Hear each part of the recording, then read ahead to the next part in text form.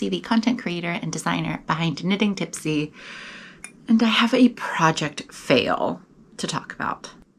Well, okay. Is it really a project fail? I am going to frog it, so yes, it is. But I also think maybe it isn't. Let's get into it and I'll explain why. Travel back with me, if you will, to March of this year. Early spring vibes were immaculate this year. I was so excited to cast on some spring projects, and the colors of the season were really speaking to me. I had this gorgeous yarn from Tropical Yarnie. Let me show you. This is hand wound, so forgive the chaos of it. But this yarn is the Rusalka colorway in Tropical Yarnie's vegan stretch sock base. And it's so springy. It's kind of like a lavendery color. It has little teeny tiny pops of blue and white, like vague, very, I wouldn't even say it's speckled. It just kind of has like a little bit of variegation to it. It's so beautiful, and I knew I wanted to make something springy with this yarn. I swear I was probably 100 pages deep on Ravelry. I was really, really in the depths of 4 a.m. perimenopausal not sleeping. I was just perusing Ravelry, and I found this design. This is the Sintra top by Freaky for Yarn. It's beautiful. I love it. It's so simple, but kind of unique. I felt like I hadn't seen something like this in a while, and what I wanted was mindless. I wanted simple, but pretty. And I think that is definitely the Sintra top. Looking at this design, it felt very doable, even though I was a little worried because there was only one other project made on Ravelry, which is often where I go to see my body type wearing something, or to see how other makers maybe made modifications to it. That is, I think, one of the best things about Ravelry, is getting to see other people's versions of a design. So only having one project, I was kind of like, I don't know, maybe, I mean, it looks great on both of them. Would I like it on me? And something else to keep in mind, this project is out of my comfort zone due to the neckline. If you followed me at all, if you know me at all, you know that my preferred neckline is definitely décolletage bearing. I like deep plunging V-necks. I have recently gotten into like off the shoulder so that there's like a lot of, you know, it's a little bit sexy, but still a lot of skin showing on top. I would say this is kind of a modest neckline for me. And normally I'm not into a straight, blunt, higher neckline, but I was feeling adventurous, and I loved it. Was still beautiful and sexy and gorgeous on the two makers who had finished it.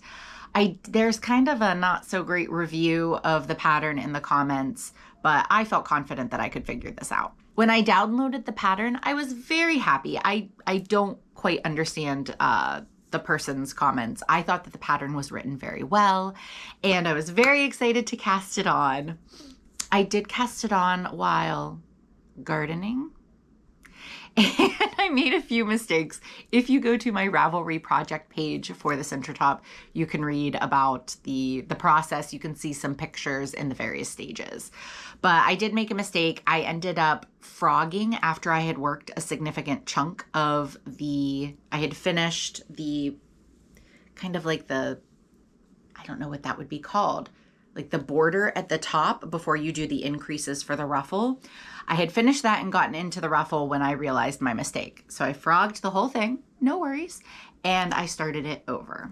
I proceeded to work on this throughout March, and I was getting so excited because I found a pair of pants from Free People. I will pop in a picture here. I swear these look like a grandmother and a fairy got together to make a pair of pants.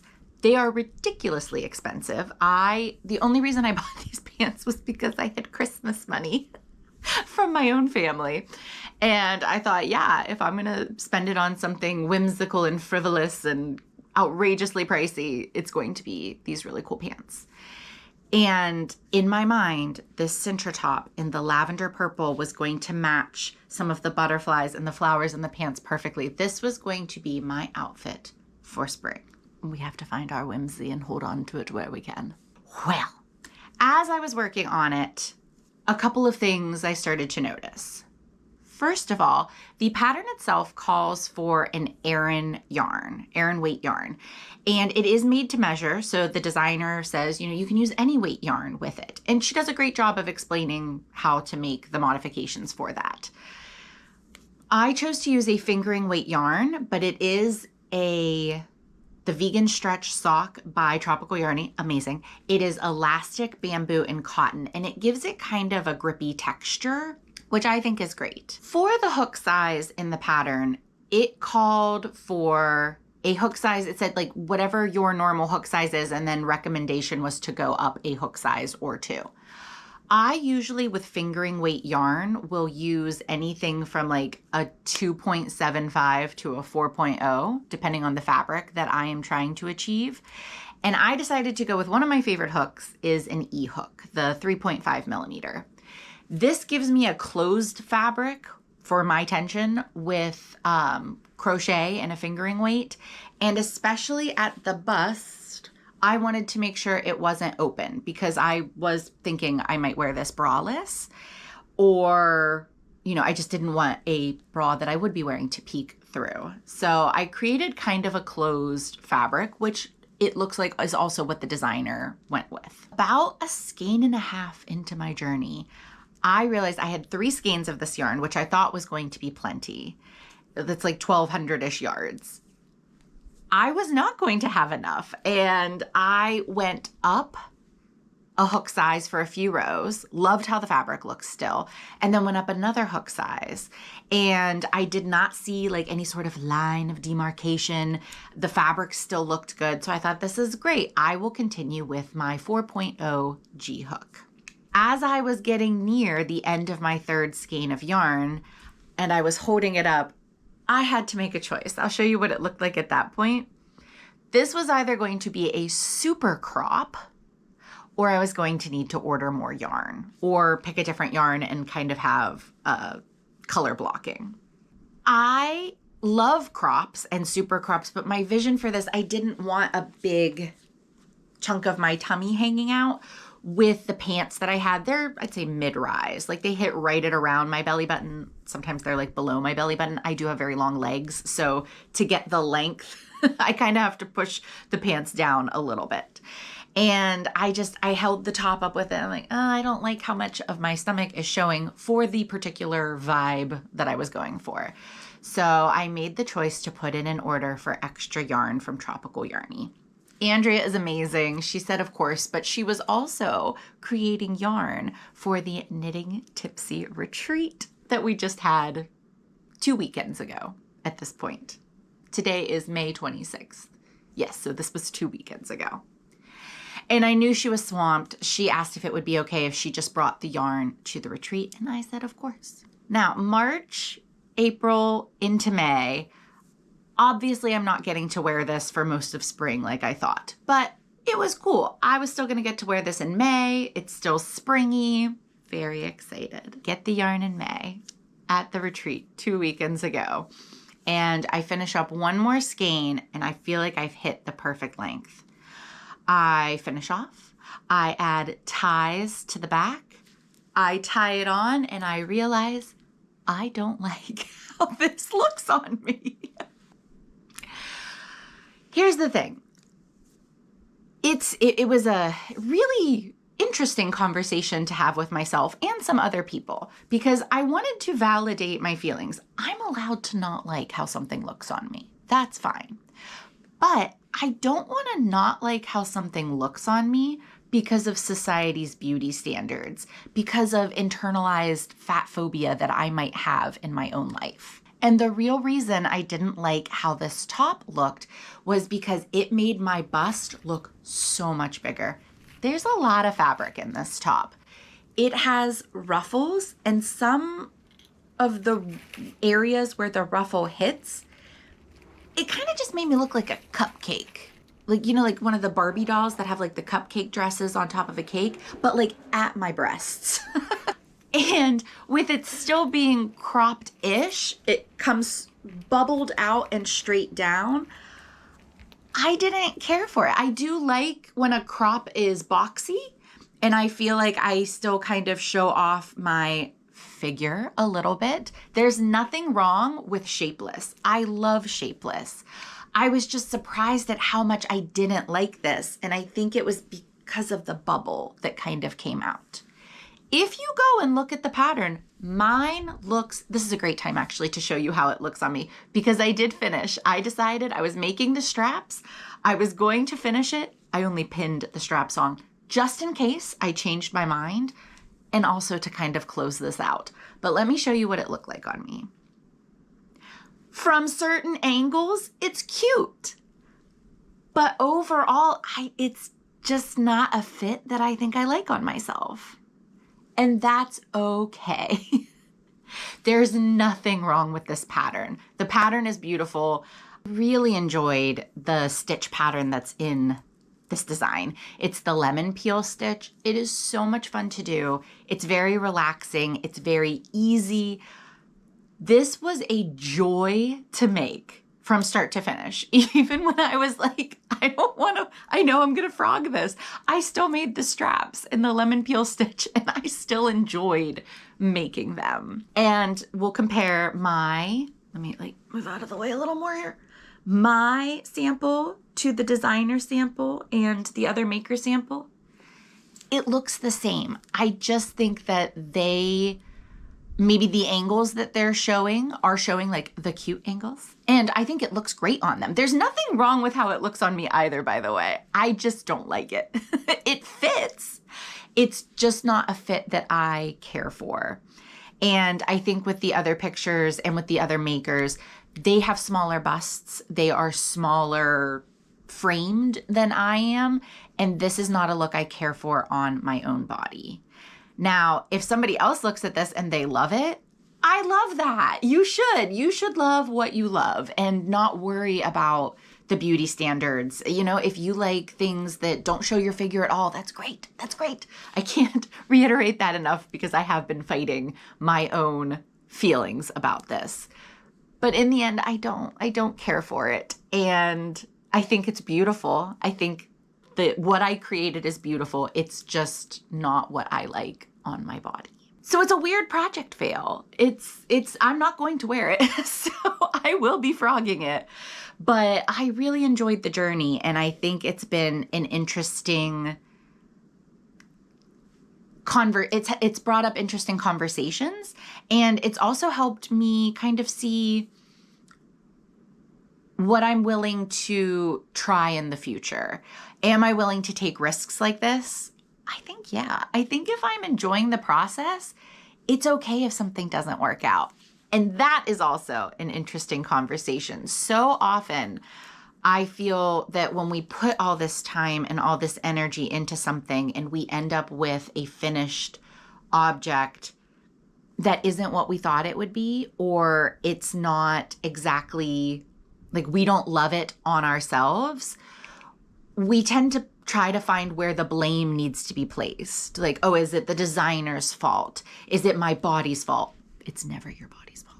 Is it, X or Y? What did I do wrong? Maybe nothing went wrong. Maybe you created something that is beautiful and you just don't want to wear it.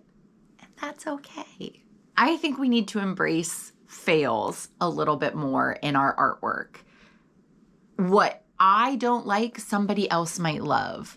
And just because I've created something beautiful does not mean that I have to wear it if I don't like how it looks on my body. Multiple things can be true at the same time. So I will be frogging the Sintra top. I'm actually going to frog it today with y'all because we're going to cast on some new things. I'd love to know what you think about the Sintra top though. From several people that I talked to before I had put the straps on, and I don't think I have a picture of that, but when I showed the top without the straps, several of my friends were agreeing like, oh my gosh, yeah, no, absolutely. Then I made the straps and pinned them on, and when I was showing different pictures, oh wait, it's kind of cute. It is kind of cute. It is, but I don't like all of the angles for everything that we had just said. And yeah, I don't know. I just love to know what y'all think. If this is something that you would make for yourselves, because like I said, it's a great pattern.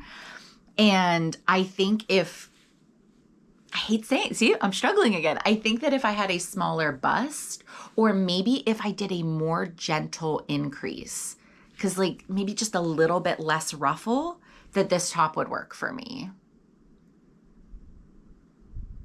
I don't know, but I'm also not a huge fan of how it like sat across my chest like this. So it was a risk I took. It didn't work out. It's fine. But now let's talk about what I am going to make with this beautiful yarn. The straps are still pinned. So May 26th, whatever I end up making with this yarn is not going to be the spring top of my dreams. But I would argue that purple is still a great color for summer. And I'm not ready to let go of my lavender lattes and the very Rapunzel vibes of purple and yellow and purple and pink and purple and green. Oh my gosh, I'm loving lavender and like a sage green together right now. So beautiful. So my top, I'm going to transition for a summer top. And the summer top that I have chosen with this yarn, I think it's going to be so good, is the Bayside shirt by Brianna Lupino of the Little Wolf Knits. Now, if the first thing you're thinking is, Chelsea, that is a square straight across neckline, you're right. But I think I'm going to love this. Last year, I think it was last year, I had started the Bayside dress, also by Brianna Lupino of the Little Wolf Knits. And we'll get into that another time. Again, nothing wrong with the pattern. Everything's great. There was a lot mentally and things that I needed to frog back and kept making mistakes because of my mental health at the time. And I ended up hibernating it. That is something I'm going to pick back up in the fall. But this is the top, and there's also a skirt version, the Bayside skirt. So cute. If I have enough yarn, we might do the skirt too. But that's not for right now. But I had gotten far enough that I basically had like a cropped version of this shirt, and I loved the neckline. The sexiness of the ribbing, because it really is nice and form-fitting on you, and how wide the straps are, how deep you can modify. You can go as low as you want with this. And I thought it was beautiful and sexy. And with the straps being so wide, I could wear a kind of supportive bra underneath to give me even more lift for the ladies. It was sexy. It was hot. I was into it. I think I'm going to love a purple Bayside shirt in my closet. This will be a tank that I can wear with, you know, very flowy feminine skirts for date night. I can wear it with just a pair of shorts for a casual outfit, high-waisted slacks. Oh gosh, slacks. I really have turned into my grandmother. Pants, high-waisted pants. And with what I have in my closet, I have really cool green pants. I have the butterfly grandma pants that I bought from Free People that I think this would look cute with. I can just picture this going with so much as this ribbed, sexy little camisole kind of tank. That is what I'm going to make with this Tropical Yarnie yarn. So today, we're gonna frog for a little bit. I'm hoping that I can swatch and maybe cast on. And at some point this week, I'm gonna check back in with y'all in this video, and we're gonna talk about 2 more cast-ons that we're going to do. We have another knit and a crochet cast-on that's going to happen. So stick around while I frog, and hopefully I have a little montage going for you. Start the swatch cast-on, and we're gonna turn this fail around. Here we go.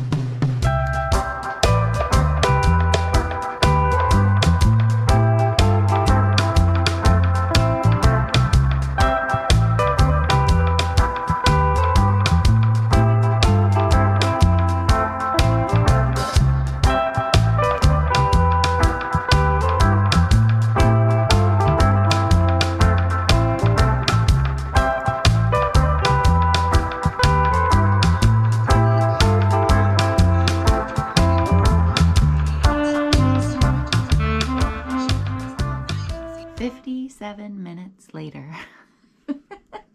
We did it. She is frogged. I'm a little sad. I think it's because, like, even though I was not into the top on me, I think it just was beautiful, and I really so much enjoyed making it. Like I said, the lemon peel stitch, awesome. The construction of the top was really great. It was so meditative and just fun to work on. I love this yarn. It made me really happy. And I know that the next project will make me really happy with it too. If you decide to make this top, and I hope somebody does because I think it is damn adorable, just know that it's a great time. I think you're really gonna enjoy making it.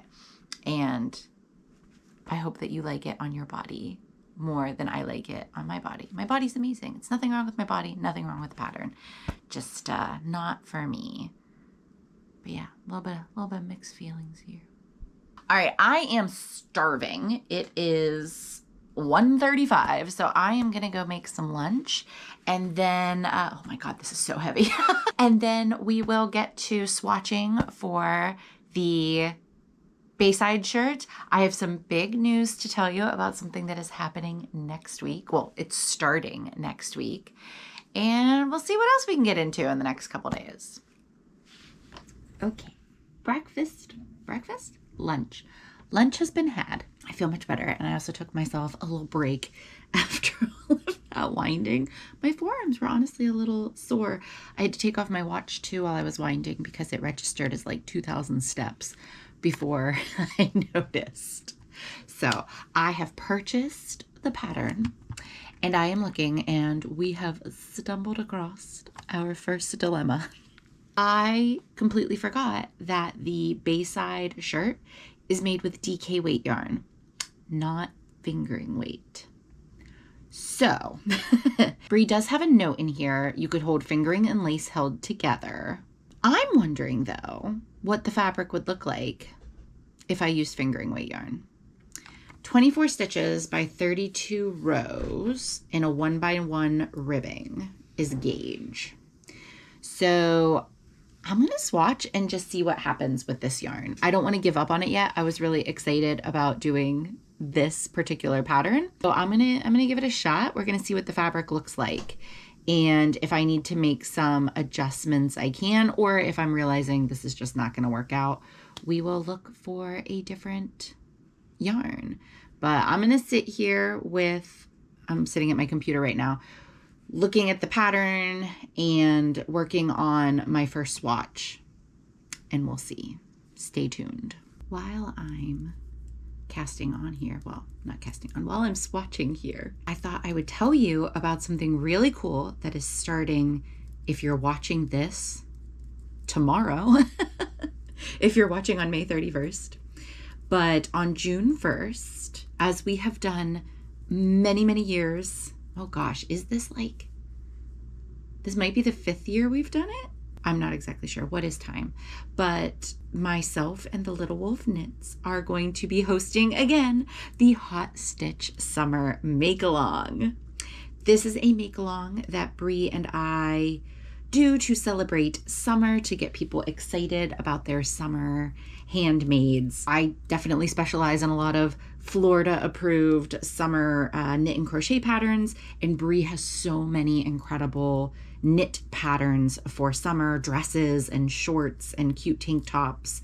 So together we have a really good time making our own designs. In years past, we have done other people's designs, and it's just a really fun way to involve the community and get everyone excited and sharing inspiration and working on projects to expand their summer wardrobes, some accessories to expand their summer wardrobes. The make-along is going to run from June 1st through August 31st, 3 full months. And during that time, we would encourage you to cast on and finish one of the Little Knits or Knitting Tipsy designs. If you do that and you're able to cast one on and finish in those 3 months, you can enter to win a prize. The only thing you have to do is just fill out a quick little Google form that lets us know when you cast it on, what you made, and we will be pulling at least 10 prizes at the end of summer for those who finished. And we'll be giving away patterns and yarn and all sorts of fun things. So If that sounds like fun to you, if you would like to make one of my patterns or Bree's patterns, you can join at any time. And if you don't finish, if you don't want to enter to win a prize, you just want to knit along with everyone or crochet along, that's totally fine too. I will have a Discord channel, well, I guess a make along channel in my Discord, and I believe Bree will too. So you can sign up either for her wolf pack or my Ko-fi if you would like even more community. And if you want to post about it on socials, you can use the hashtag HotStitchSummerMal2026. And how perfect that I may be casting on one of Bree's patterns. I'm going to participate in the make along too. And I have been wanting to make this top forever. So fingers crossed that the swatching goes well. I'm feeling good about it. Like, I think this fabric is really cute that we're making right now. I have confidence in myself that if I'm off on gauge, I can do a little bit of math and see what size I can make. If I need to make any adjustments to the pattern, I feel like I could. I don't know if I want to. I do tend to like, for my non-designing, like if it's not my design, I do like a very mindless project that I don't have to do too much extra work on myself. But I feel like I really want to use this yarn for the top. I could also hold it double. I don't know though, this yarn feels like it's not, I feel like it's a solid fingering. It's not a light fingering, it's not a heavy fingering, but it is like a solid fingering. So I don't know, maybe it would be too thick. Like the fabric would feel too dense holding it double to try to achieve the DK gauge. We shall see. I will come back whenever this swatch is finished. We can take some unblocked measurements and then I will soak it and block it. And maybe we can find out tomorrow if this is going to work. Exciting news. I have finished my swatch, and does anybody else find it so challenging to like predict accurate gauge, to get accurate gauge in ribbing? It's so stretchy. And I was just talking to my friend Casey the Scaniac about this. It can be anything you want it to be. I am going to block it, but I'm pretty pumped. When I go like this, like just open it a little bit, I hit her stitch gauge. Yay! With this fingering weight yarn, I'm hitting the 24 stitches. Now, if I go like this, obviously it's different. If I, pull it up and just let it sit like this, it's different. I think ribbing is just whatever you want it to be. It's magical. But I'm going to attempt to pin it like just slightly open because this is the fabric. Let me turn so you can see.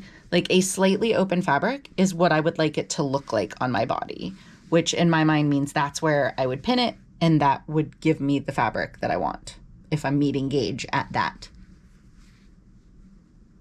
fabric. I think it looks great. I know you're getting like the backlit here, so it might look a little more sheer than it is, but I think this is going to be really nice for the top. My row gauge is off, but I'm not that concerned. When I was making the dress version, I know that Bree includes in the pattern like knit for this many rows or until you hit 2 inches. So I'm not very concerned about row gauge, but I think my row gauge, just for full disclosure, I think it was 29 stitches or rows, and I was supposed to be getting 32. Bree's a much tighter knitter than I am, and her stitches always look fabulous. So that's what we're working with. I am going to block it though, just in case, and then we'll check in tomorrow to see how this goes, and I will cast on. I'm probably going to sign off for today. I need to do a little bit of house cleaning, and I want to work on one of my projects that I've already been working on for a while. It is my slutty little tea, my second sample. So I'm going to sit outside and work on that for some time this afternoon. But I will check in with y'all tomorrow. We will see how our swatch is, and we will cast on 2 more, I think 2, maybe just 1, but I'm hoping for 2 new projects.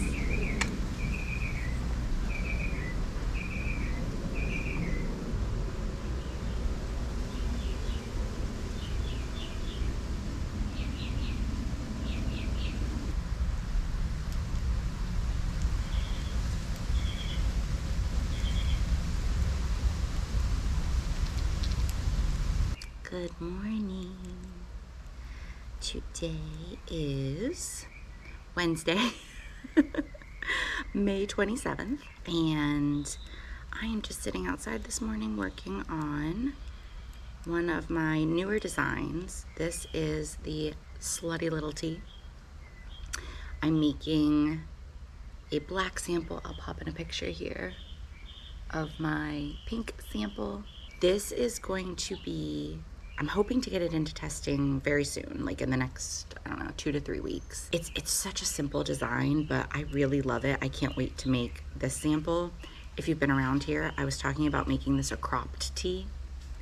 It's gonna be a slutty little dress, like a very short dress. And then I do have plans to make a third sample as a maxi dress. I hope you can hear the birds. This is my favorite place in the morning. They're so chirpy. I've also brought out, oh, here they are, my peanuts, because I feed the squirrels, the crows. Oh, there's one of my squirrels. When they hear my voice, I feel like they're starting to come out when they hear me, which is fun. But the blue jays, the crows, the squirrels, I'm trying to create my own little coven of woodland creatures. Anyway, sorry, I got sidetracked. I'm very excited about it. It's so simple, but every time I wear it, I get really great feedback on it. I get compliments on it, and I think the process of making it is just as good. Oh, hi, do you need your peanut? Look, see him on the chair? He likes to come over. Sometimes he'll come even closer. Do you need your peanuts, baby? Anyways, literal squirrel sidetracked. The top makes me just as happy making it as it does wearing it. This is a mindless, meditative make, my 2 favorite M words. And I feel like I could always have one of these on my needles. It's just stockinette. But the gauge that it's at and the fabric it creates, and just knowing that you're gonna get something kind of like fun and sexy out of it, it's really cool. Hi, honey. I know. But I thought I would just spend some time working on this. I will have the tester call out soon, and this is whenever we wrap it up in the test. It's going to be a free pattern for my newsletter subscribers. I think I'll make it free for a week or 2, and I will put lots of announcements out here on YouTube, on Ko-fi, on Instagram, in my newsletter. It will be free to download for a week if you are a subscriber, but after that it will be a paid pattern. So on the agenda for today, we're gonna go check on our swatch from yesterday, make sure everything's okay.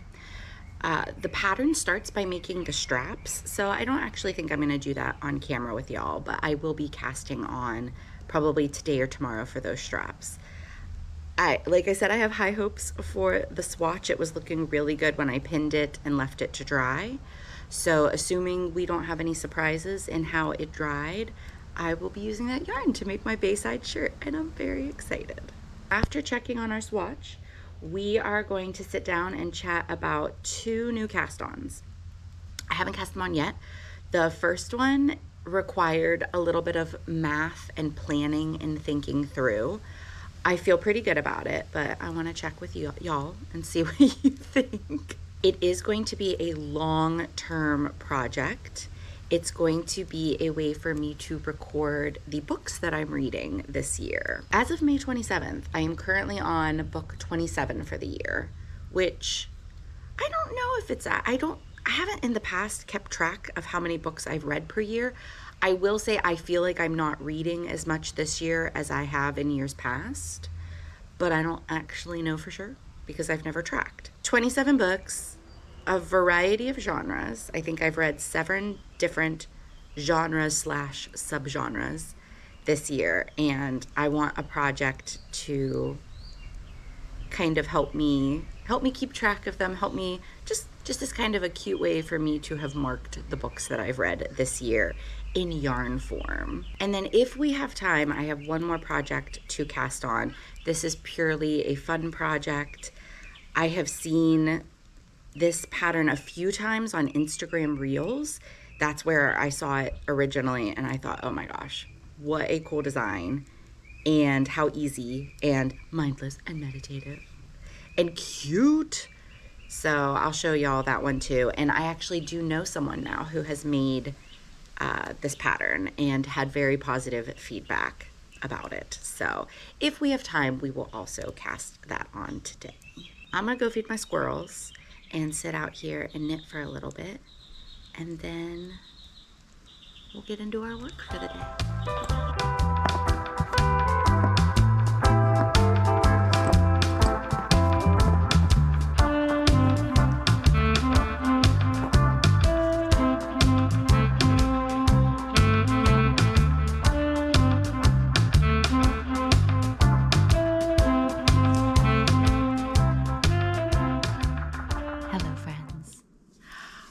We have some good news about the swatch that I just showed you. I have met stitch gauge. I'm so happy. Look how cute it is. I think it looks great. This was gently blocked because this is how I would like the fabric to sit on my body.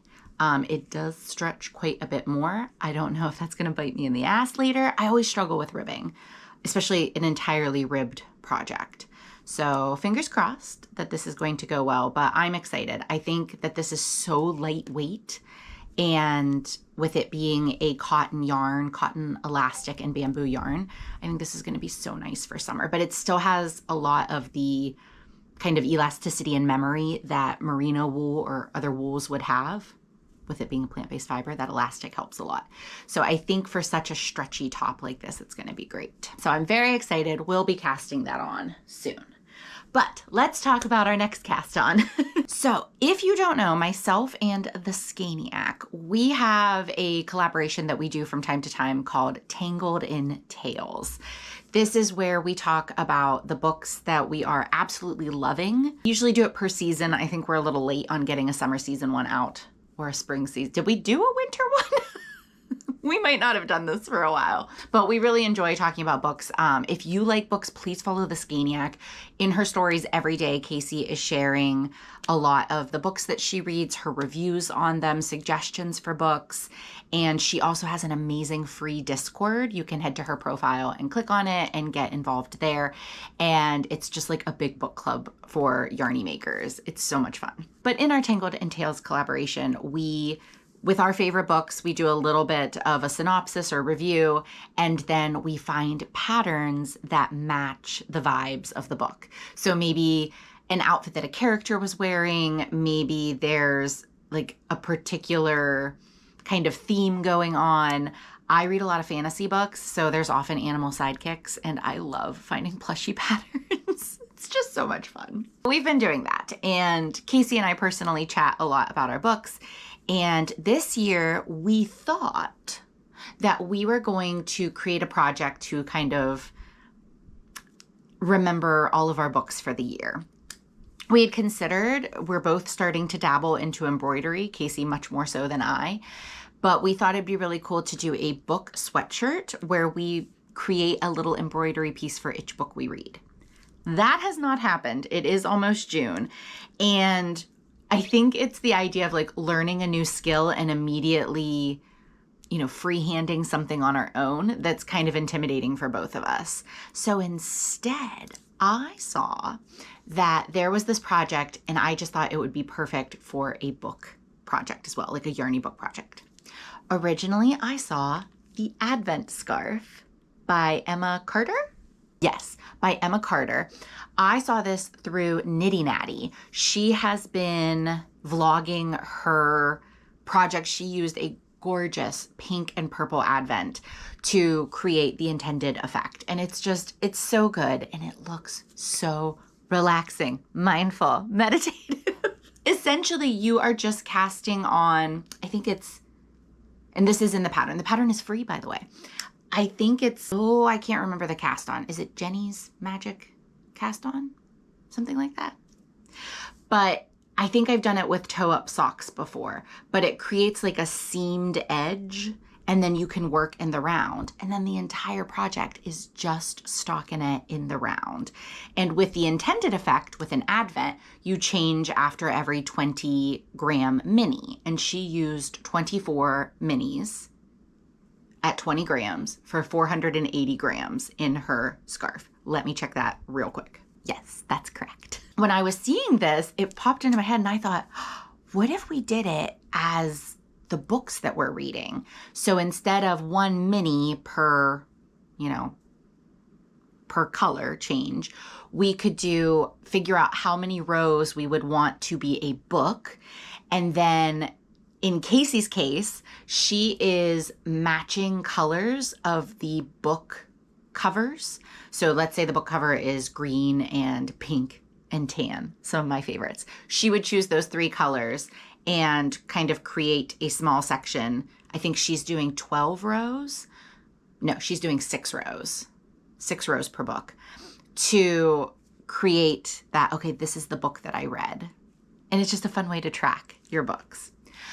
I will not be matching covers. Instead, what I decided I wanted to do was pick a somewhat cohesive palette and assign yarn colors to different genres and subgenres of the books that I'm reading. I just think this is going to be so great. A nice little mindless project to track my books, to look back on them like, oh, these are the books that I read in 2026 and see what genres and subgenres I'm really into. It's a little difficult because I don't know how many books I'm going to read this year.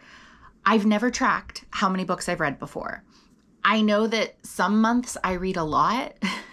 Reading is one of my coping strategies for my mental health. I do just enjoy reading too, but a lot of times when I need a brain break, I will read an entire book in a day.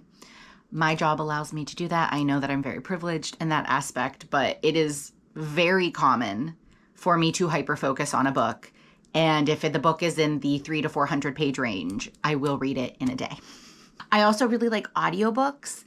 Those I tend to read more slowly. I do those in chunks, like when I'm out for a walk or when I'm doing something, sitting and crocheting or cleaning, things like that. So I tend to read audiobooks more slowly. I am also not a person who the speeds at which we put the narrators. Casey blows my mind because I'm pretty sure she listens to the narrators at 2 times speed. That good for her. If you enjoy that, I love that for you. I find I have trouble processing the information that fast and I lose track of details. My preferred audiobook speed is 1.2. Slightly faster than the narrator, so there aren't as big of pauses. And I do feel like narrators intentionally slow their speech for the reading, which makes sense. But I would like it at a bit more natural pace. So I usually listen at 1.2. Which means audiobooks take me roughly around the same amount of time that it says it will. So how many books do I think I'll read? I just kind of decided, well, we're almost to June, which is about halfway through the year. And I have read, I think 26 books. I'm on my 27th. So if I'm keeping up with this pace, I do have a bit of a busy June. I'm like, maybe I'll finish 30 books by June, like the solstice. And so I'm just going to estimate that I'm going to read 60 books. So here's the math that I did to figure this out. So according to the pattern, the finished result is going to give us if we followed the 20 gram minis, 24 of them, of about 106 inches long. I looked at Nitty Natty's, hers I think was 108 inches, and it wrapped kind of perfectly around her neck. She's also relatively tall. I'm 5'10". I think she's 5'7". And it hangs down nicely. It's able to wrap around twice. I feel like that is a good length for a scarf, for a long winter scarf. So when I looked at the pattern, she gets 36 rows per 20 gram mini. So I kind of think I will fall short of that. For the sake of math, I did 1 row less. I said, okay, maybe I'll get 35 rows per 20 grams of what I'm using. And 35 times 24 is approximately 840 rows. So if there are 840 rows in this project, in the intended outcome, and I think I'm going to read about 60 books, I did 840 rows divided by 60 to get, I should do 14 rows per book. However, I would also like to have a little break in my books that shows the months. So I'm going to use a different yarn, a specific yarn, to showcase each month break. So I'm like, I will do 4 rows for that, which will give me 48 rows, and I'm going to drop my book rows down to my favorite number, 12. Does this math entirely make sense? No. Do I think it's going to get me close to the 108 inches? Yes, I think it's going to get me plus or minus very close. Like maybe it'll be 100 inches, or if I end up reading more books, maybe it'll be a little bit longer. I'm okay with that. I'm not looking to have a perfect 2 measurement scarf. I would like something close to that, but that matches with the books that I'm reading. And what's really funny is that Casey did no math. She was laughing when I was telling her about this. She's like, I did no math, but I decided to do 6 rows per book, but she will probably read double the books that I will. She's estimating 120 books for the year. So our math is basically the same. It's just that intuitive knitter in us. We know what the rows should be. Let me tell you about the genres that I have read and think I will read, and we'll look at the yarns that I've picked out. I am a romance girly. I very much enjoy spicy romance, aka smut, but I like all books. I used to be much more voracious into historical fiction, and I read a lot of horror back in the day. My tastes have changed, I think, as the world has gotten worse. I just want my happily ever afters. I want something that is soothing to my soul. Sometimes that comes in the form of high stakes fantasy, romantasy, or adventure books. Like I still like my heart rate to get up. I still like a good book, but I'm also a lover of like kind of crappy romance novels. Like they don't have to be the best written books ever. And I'm also, if it's a book that has kind of, oh, this is a very typical plot in a romance, I like it. Copy, paste, give me different characters in a different situation, I will read it. I think with books, you like what you like, and don't let anybody shame you for what you like. I am also a huge rereader. I find comfort in experiencing emotions that I have already experienced before in a book. Even if those are intense emotions, it's safer. I've already done it once, so it's okay to experience those again. If I'm going through a hard time, you will notice I'm often rewatching movies and rereading books. It's very comforting for me. And I do count reread books towards my book total. So if I'm rereading a book, it counts. We have a few books that are outside of the romance genre, and because so many things kind of overlap and interconnect, this is just what I've come up with. I know that there will be nuance I will have to go through, and it will be up to me in the end. This is my book scarf. They are my books that I've read. I get to choose. But let's start with the romance subgenre that I have read the most this year, which is kind of surprising. It's actually mafia romance. Who knew? Who knew? I do love mafia romances. They are usually full of red flag men. We hate those in real life. But in a book, it's just good fun. It's usually steamy, naughty good fun, and I love it. For the mafia romances, I'm going to be using, it is Tropical Yarnie yarn, but this is not one of her plant-based yarns. This was when she was first dyeing yarn, and she was dyeing more typical wool yarns. This is her plush sock, a 75% superwash merino, 25% nylon. And this delightful colorway is called Cocktail Umbrella. Cocktail Umbrella. All of the, I've never read a mafia romance that wasn't spicy. I don't think I would want to read a mafia romance that isn't spicy. The spice is part of the draw for me. So we will be using this really fun colorway for the mafia romances. Next is the category that I would say I read the most romance in, and that is fantasy romance. I have completely lost the label for this, but I think that this is Cozy Posy yarn. She has gorgeous colorway. She's a Canadian dyer, and I'm fairly certain that this is Cozy Posy yarn, but I do not have a label for it. I don't know the color. It is a gorgeous pink, and I have 2 of them, I believe. I also think somewhere there is between a half to a full skein of this Tropical Yarnie yarn.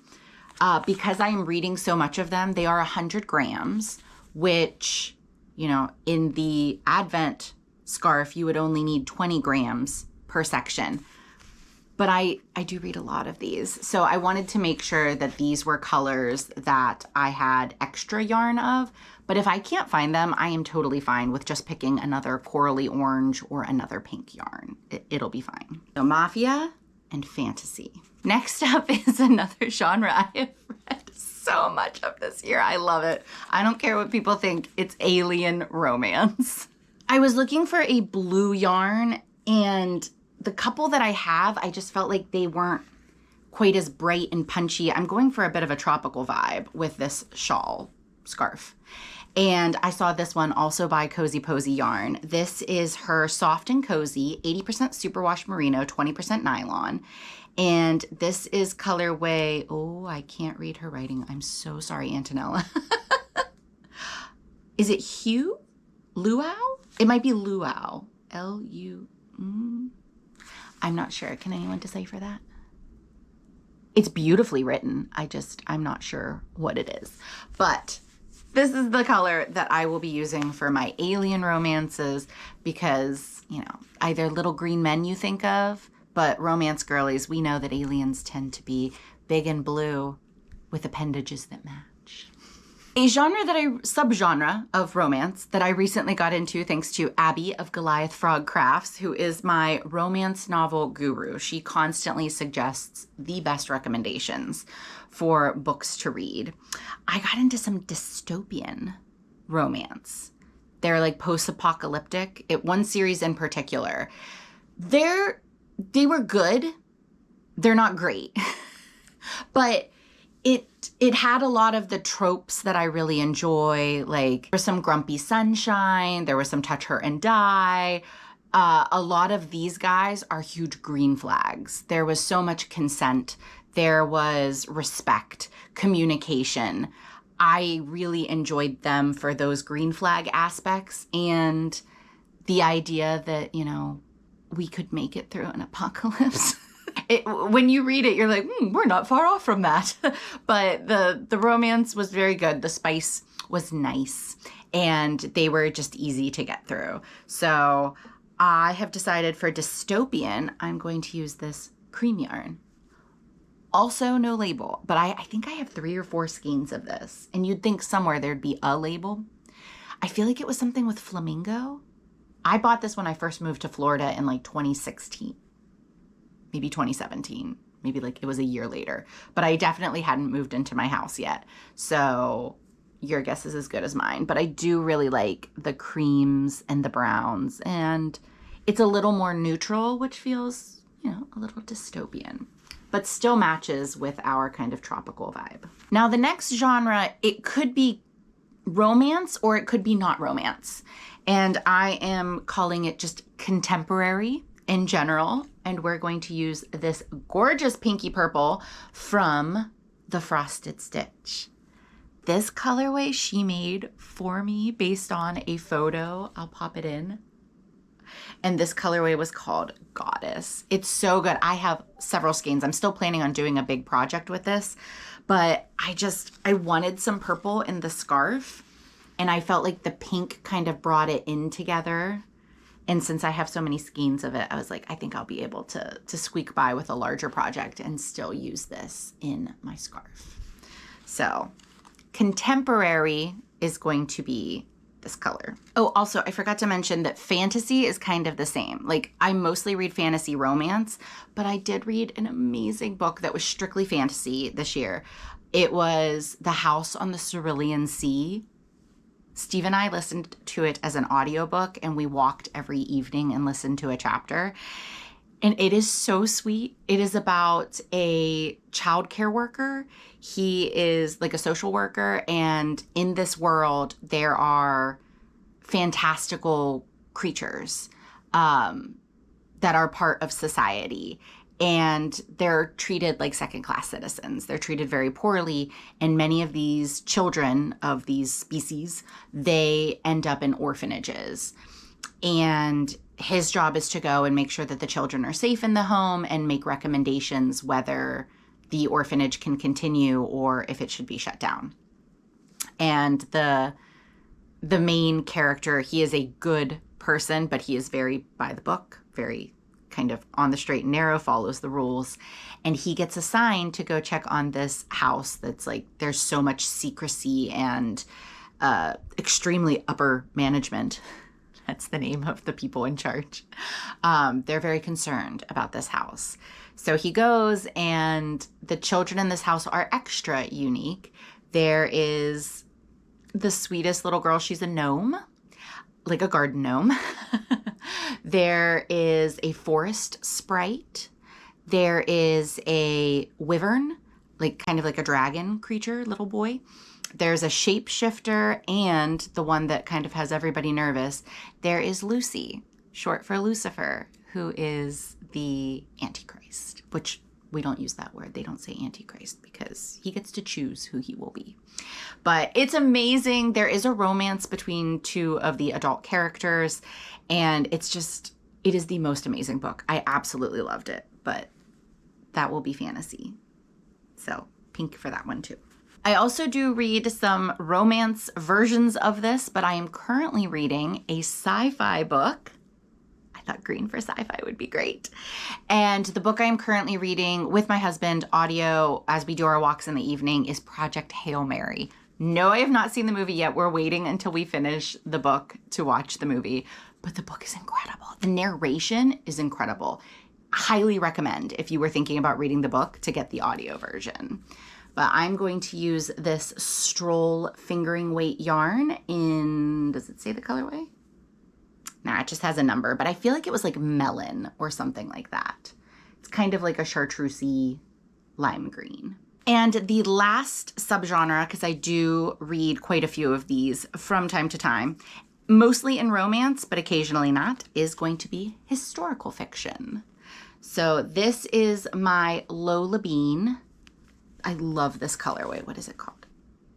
It's called The City So Nice, They Named It Twice. I actually won this yarn in a giveaway. And this is her Dream Bean base. 80% superwash merino, 10% cashmere, 10% silk.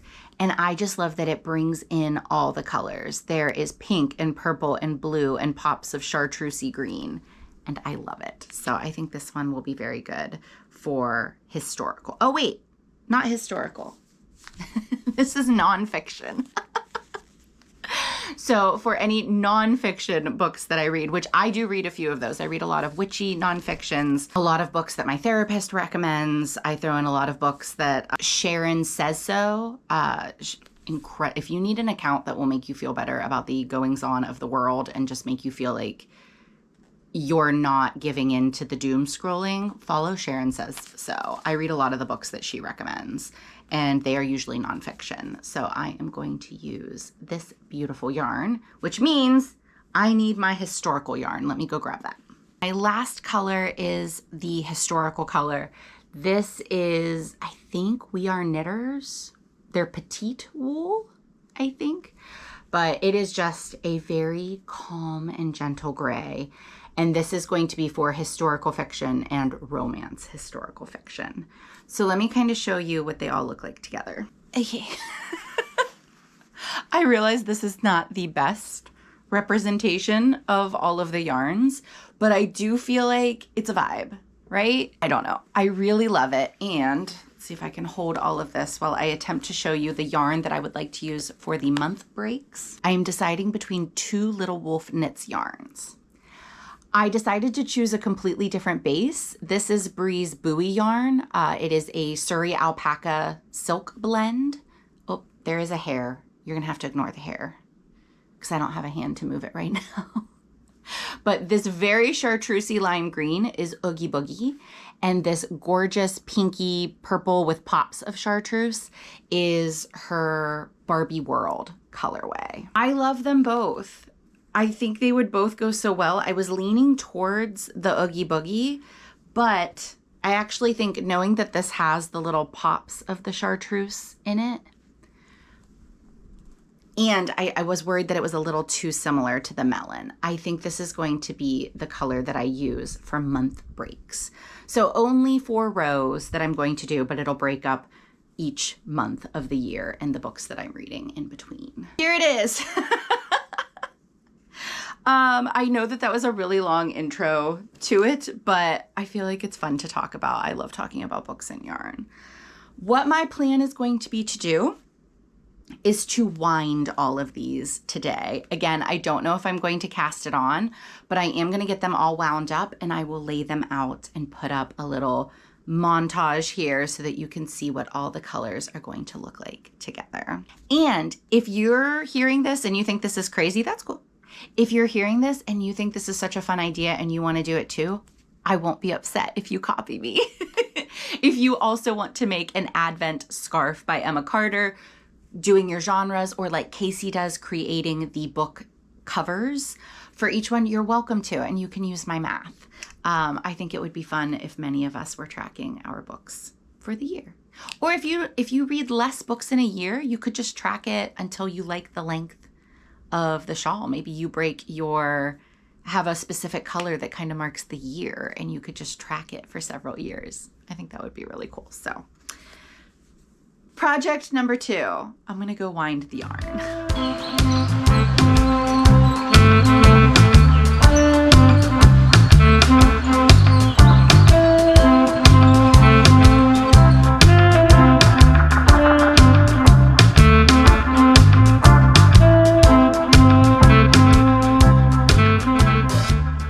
It's happening. It's all happening. I have cast on, the yarn is wound, and I have cast on for my Advent book scarf. Let me show you a picture, pop it in, of what the yarns look like all wound up together. I took it outside on the lanai so there was natural light. There is one yarn that I swapped.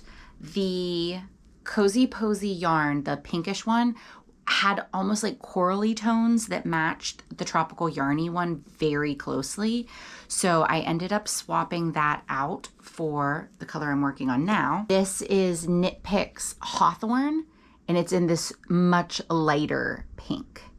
It's got a little bit of like cream variegation to it, but I think this one's going to be better to kind of differentiate between the two genres. I just didn't want it to look like it was, especially if I read a fantasy book followed by a mafia book, which I often do. I didn't want it to look like one big chunk. So I wanted there to be some differences between them.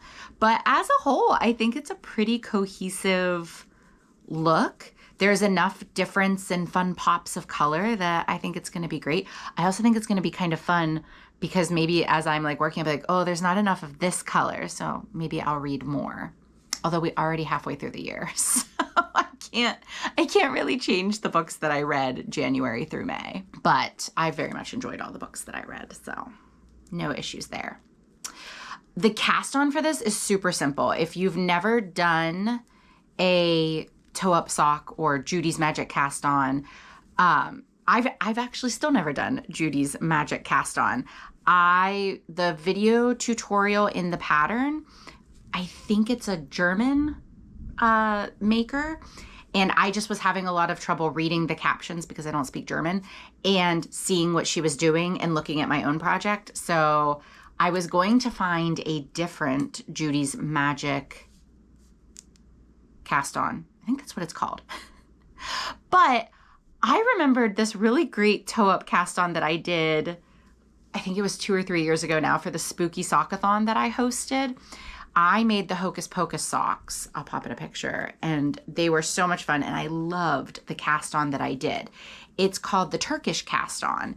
And it is so simple. So a quick Google of Judy's Magic cast on versus the Turkish cast on. They are very similar. So I just went with what I knew. And I did the Turkish cast on. And I am now working on row 4 of my first color. There is an option whenever you get to like a certain amount of rows, you could switch to a smaller cable and you could just work, in the round without the magic loop. Magic loop is one of those things. People love it or hate it. I love it. I love doing magic loop. I have no issues with it. So I'm just going to keep using, I think this is a 30-inch cable. I'm going to keep using that for my project. If for some reason I want to switch, I will, but I feel like this is a really good size.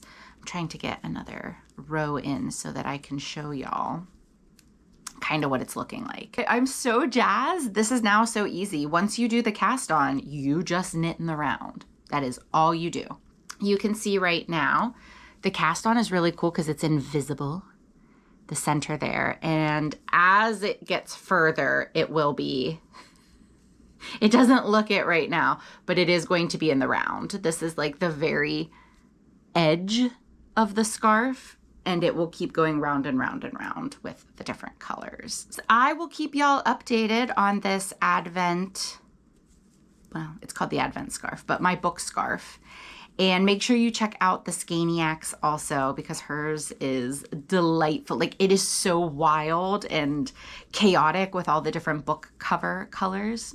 I love it. Oh, and I have started a Ravelry project page. So I will try to keep it updated as I go with the different books that I'm reading, or maybe I'll just link to my Storygraph, but to, you know, put progress pictures up there so that if you're into it, you can keep following along with the scarf. Okay, I'm gonna pause on this because I feel like this video is so long. 2 days of filming, and I've been a chatty Cathy. So I'm actually not gonna cast on the third project with y'all. I wound the yarn for it. We're gonna talk about it super briefly. I'm hoping, poor future Chelsea, that this isn't a bitch to edit. And for all of you, I hope that this hasn't been too much in one video. But I have wound up some of this gorgeous Tropical Yarnie. This is her purpley pink on pure cotton. So that's 100% Pima cotton. It is a sock weight. I love this color. I feel like it's an icy lavender. That's how I would kind of describe it. But it is gorgeous. And I have so many knitting projects right now. I needed something crochet, and I'm going to be casting on probably this week the Piper shorts by Aurora Woodson. These shorts are so cute. They are made with treble crochets, mindless, meditative. Those are the M's of the week. I think these are perfect for summer. I like that they're airy. The fabric is nice and airy, but I still feel like wearable outside. I think they could be dressed up or dressed casually. I think in this colorway, it'll go with a lot of my pink tops. It'll go with a lot of my green tops. I just think it's really cute, and I don't have very many knit or crochet shorts. The pattern does call for sport weight yarn, but it's also made to measure. So I'm gonna kind of just use my own gauge. I'm going to adjust to make the fabric that I want and use my own body measurements. The pattern's very well written. The designer put a lot of thought into creating formulas so that people could match her gauge, but knowing how to design and seeing how it's written, I'm just going to use my own gauge and work within her instructions. And I think it's going to turn out great. Like I said, this video is already so long. I'm not going to cast it on with y'all, but you will probably, definitely, dare I say, see this project on the next episode of Show Us Your Knits, where I show off my finished objects and my works in progress. So we've had a project fail. We've set ourselves up. I feel confident about that Bayside shirt now that I know that my gauge is on and I like the fabric that it's creating. I'll get to reuse the yarn from that failed Sintra top. And we've started a new long-term project, the book scarf, as I will lovingly call it. I'm very, very pleased with this. I'm excited for my summer makes. I will probably do another video in a month or so talking about my plans for the summer. I have some big plans. I have some exciting things. If you want to make sure that you don't miss out on anything, please subscribe to my newsletter. That is a great centralized hub of information for all things knitting tipsy. I send out one newsletter each week on Sundays. You get a little blog post. You get to find out what's up. I put links to everything so that you don't miss out. I also often do freebies and discounts for my newsletter subscribers. And those who were subscribed when this video goes out on the last day of May will be getting a discount to all of my patterns for the Hot Stitch Summer Make-Along. So thank you so much for watching. I really appreciate y'all being here. Please let me know if any of these projects have inspired you, if you're thinking of casting any of them on. Let me know what you are working on in the comments, or if you have any questions. Please don't forget to like this video, share it with a yarny maker that you think might like it. Don't forget to subscribe to my channel. That's a great way to support me, and I will see y'all next time. Bye.